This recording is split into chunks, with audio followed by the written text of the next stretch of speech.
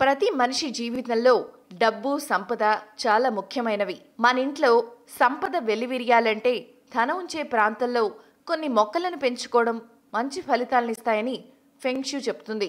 మరి ఎప్పుడు ధనాన్నుంచే ప్రాంతంలో ఎలాంటి చెట్లను పెట్టుకోవాలో, ఎలాంటి రంగులను వాడాలో, ఎలాంటి ఫర్నిచర్ను ఉపయోగించాలో ఈరోజు తాళపత్రం మీకు చెప్తుంది. ఫెంగ్ షూ ప్రకారం సంపదకి చెక్కకి సంబంధం ఉంటుంది. కలప దొరకాలంటే నీరు కావాలి, భూమి తప్పనిసరి. అందువల్ల ఈ మూడు శక్తులు సమతుల్యంగా ఉండేలా చూసుకోవాలి. దీనికోసం ధనాన్ని దాచుకునే ప్రాంతం సమీపంలో మనీ ప్లాంట్లు, వెదురు మొక్కలు, అలోవేరా వంటి మొక్కలను ఉంచాలి. అలోవేరా మొక్కలను ఉంచడం వల్ల గాలిలో ఉండే ప్రతికూల శక్తులు శుద్ధవుతాయి.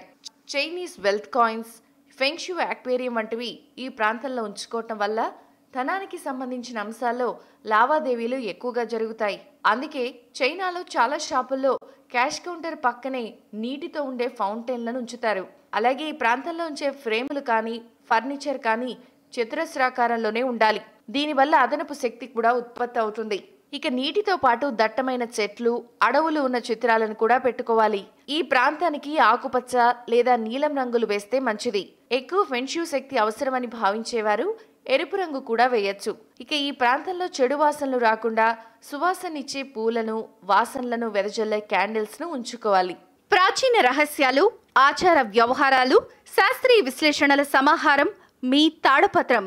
మరిన్ని వీడియోస్ కోసం సబ్స్క్రైబ్ చేసుకోండి. ధన్యవాదములు.